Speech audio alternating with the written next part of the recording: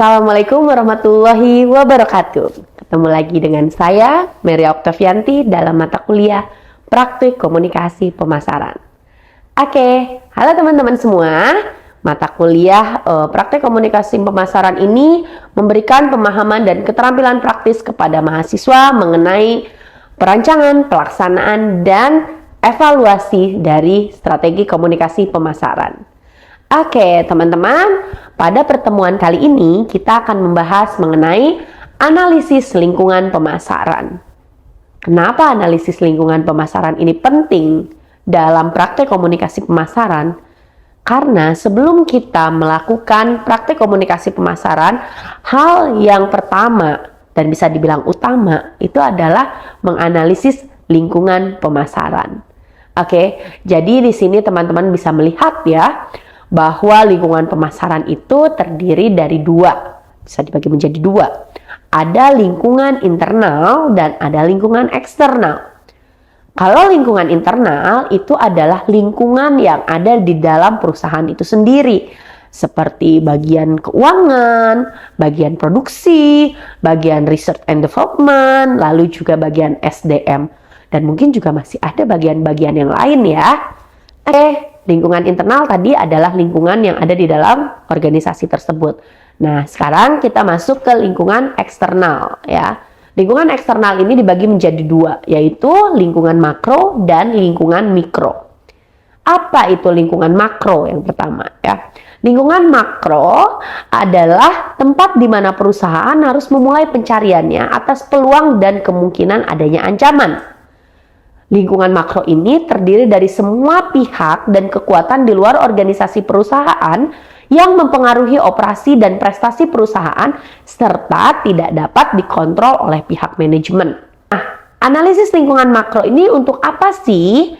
Analisis lingkungan makro itu dilakukan oleh pihak yang akan melakukan praktek komunikasi pemasaran itu untuk apa? Untuk membantu perusahaan dalam memahami dinamika luar yang dapat mempengaruhi kinerja mereka. Dengan pemahaman yang lebih baik tentang faktor-faktor ini, perusahaan dapat merancang strategi komunikasi pemasaran yang lebih adaptif dan responsif terhadap perubahan di lingkungan bisnisnya. Seperti itu. Nah, lingkungan makro ini ada apa aja? Yang pertama, lingkungan makro ini ada demografi, ya, lingkungan demografi. Analisis lingkungan demografi adalah proses evaluasi terhadap faktor-faktor yang berkaitan dengan karakteristik populasi atau kelompok manusia yang dapat mempengaruhi keputusan pemasaran dan strategi bisnis. Ya, dalam analisis lingkungan demografi terhadap beberapa hal yang perlu diperhatikan. Yang pertama, pertumbuhan penduduk. Ya, yang kedua, perbedaan umur. Yang ketiga, apa coba? Ayo, yang ketiga itu adalah etnis, ya. Yang keempat itu adalah pendidikan. Yang kelima itu adalah pola rumah tangga. Yang keenam adalah mobilitas atau perpindahan dari masyarakat yang menjadi target kita, seperti itu. Lalu di sini analisis lingkungan demografi menjadi penting karena perubahan dalam populasi dan karakteristik demografis dapat mempengaruhi permintaan, preferensi, dan perilaku konsumen. Dengan demikian, pemahaman yang baik tentang faktor-faktor demografis memungkinkan perusahaan untuk mengambil keputusan yang lebih tepat ya dalam merencanakan strategi komunikasi pemasaran dan juga tentu saja dalam pengembangan produknya. Oke, selanjutnya di sini ada lingkungan ekonomi. Ya, setelah tadi lingkungan demografi, sekarang kita masuk ke lingkungan ekonomi. Lingkungan ekonomi adalah proses evaluasi terhadap kondisi ekonomi yang dapat mempengaruhi aktivitas bisnis suatu perusahaan atau pasar secara keseluruhan.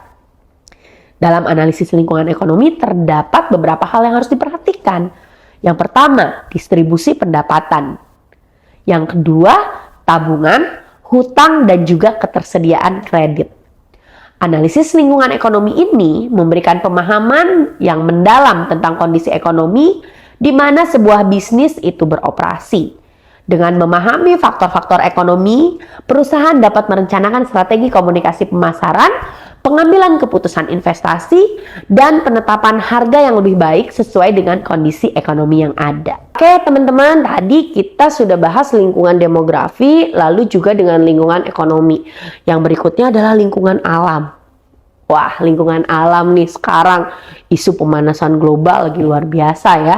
Nah, ini juga harus diperhatikan oleh para pemasar, oleh organisasi ya.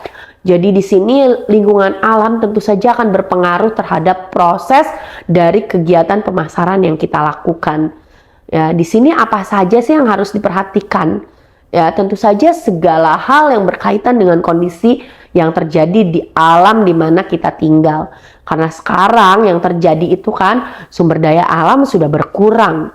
Ya, lalu tentu saja ini akan berpengaruh kepada ketidakstabilan biaya energi. Karena sekarang energi-energi itu kan udah terkuras habis ya teman-teman. Makanya sekarang produk-produk dengan energi terbarukan itu lebih dicari oleh konsumen. Nah di sini juga pemasar harus aware, harus menyadari tentang kondisi lingkungan alam yang terjadi. Lalu polusi teman-teman, aduh banyak sekali sekarang kendaraan bermotor. Ya, lalu juga pabrik-pabrik yang masih menggunakan energi yang tidak ramah lingkungan. Akhirnya tentu saja polusi ini meningkat. Ya, oleh karena itu di sini pemasar yang baik itu harus bisa memasarkan produknya dengan usaha-usaha yang bisa melestarikan lingkungan. Sekarang masyarakat tuh udah aware ke situ. Saat masyarakat tahu bahwa suatu produk itu aware terhadap lingkungan, ramah lingkungan, itu akan lebih diminati. Ya, karena apa? Sekarang semua mulai merasakan ya, apalagi kemarin di Jakarta polusi sudah benar-benar kabut asap dan lain sebagainya. Ya, jadi di sini para pemasar harus sangat-sangat memperhatikan lingkungan alam ini. Oke, yang berikutnya setelah lingkungan demografi, lingkungan ekonomi, lingkungan alam, lalu ada juga lingkungan teknologi. Jadi pemasar atau organisasi itu harus melakukan analisis lingkungan teknologi. Apa sih itu? Itu adalah proses evaluasi mendalam terhadap tren, inovasi, perkembangan, dan dampak teknologi yang dapat mempengaruhi sebuah industri, perusahaan, atau pasar secara keseluruhan. Ya, dalam analisis lingkungan teknologi ini terdapat beberapa hal yang perlu diperhatikan. Yang pertama, perkembangan teknologi yang sangat cepat. Lalu kesempatan inovasi yang tidak terbatas saat ini. Siapapun bisa berinovasi, ya, tanpa ada batasan apapun. Lalu yang berikutnya anggaran riset dan pengembangan. Yang jujur ya, sekarang ini anggaran riset dan pengembangan ini lumayan sangat besar. Makanya banyak produk-produk baru yang memang sangat update terhadap teknologi. Lalu yang berikutnya adalah peningkatan regulasi atas perubahan teknologi. Sekarang ya, dulu kalau kita belanja harus ke pasar. Sekarang nggak perlu, sambil selimutan di rumah, klik ya, dengan teknologi kita bisa belanja. Ya, otomatis di sini ada regulasi yang berubah. Regulasi pun harus bertransformasi menyesuaikan dengan teknologi ini. Otomatis analisis lingkungan teknologi tidak bisa dielakkan, tidak boleh sampai dilupakan oleh sebuah perusahaan yang akan memasarkan suatu produk. Ya, jadi pemahaman terhadap tren teknologi dapat membantu dalam memanfaatkan platform dan media yang sesuai dengan target market kita siapa. Karena perubahan teknologi dapat mempengaruhi cara konsumen berinteraksi dengan merek atau produk yang kita pasarkan. Oke, itu dia. Lalu yang berikutnya adalah analisis lingkungan politik. Ini juga hal penting teman-teman. Sekarang kita memasuki tahun politik. Beda juga cara pemasarannya. Akan mempengaruhi juga dengan bagaimana kita memasarkan produk yang kita miliki, ya. Jadi di sini ada peraturan dan hukum yang berkaitan dengan segala sesuatu yang berkaitan dengan pemasaran seperti iklan dan promosi, ya. Lalu juga praktek-praktek pemasaran lainnya. Jadi peraturan dan hukum ini harus dipertimbangkan. Lalu berikutnya adalah kondisi politik. Nah, kondisi politik yang stabil mendukung keberlanjutan kampanye pemasaran.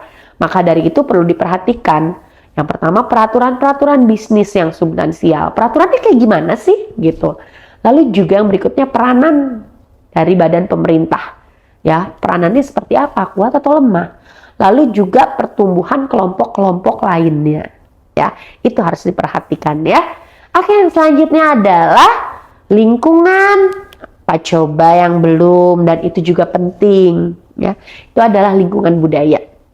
Ya, lingkungan budaya di sini adalah bagaimana memahami nilai-nilai yang dipegang oleh masyarakat tertentu yang dapat membantu perusahaan untuk merancang pesan yang sesuai dan dapat diterima oleh target audiensnya.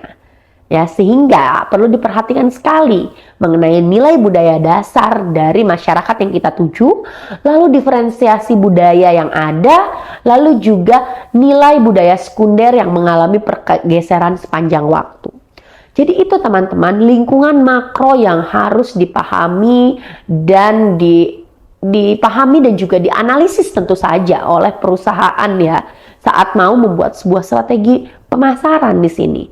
Oke, tadi kalau masalah lingkungan mikro itu tidak akan dibahas secara mendetail di sini karena itu ada mata kuliahnya khusus. Tapi intinya kalau lingkungan mikro itu adalah lingkungan internal yang ada di dalam sebuah perusahaan yang di dalamnya terdiri dari departemen-departemen yang tentu saja satu organisasi dengan organisasi lain atau satu perusahaan dengan perusahaan yang lain tentu saja berbeda. Nanti itu akan ada di materi yang lain ya. Oke, jadi untuk analisis lingkungan pemasaran, khususnya lingkungan eksternal, ya makro dan mikro, saya sudahi sampai di sini ya. Semoga teman-teman bisa memahaminya dan juga semoga ilmu ini dapat bermanfaat dan teman-teman bisa mempraktekkan komunikasi pemasaran dengan efektif. Sekian dari saya, terima kasih atas atensinya. Wabillahi taufiq wal hidayah. Wassalamualaikum warahmatullahi wabarakatuh.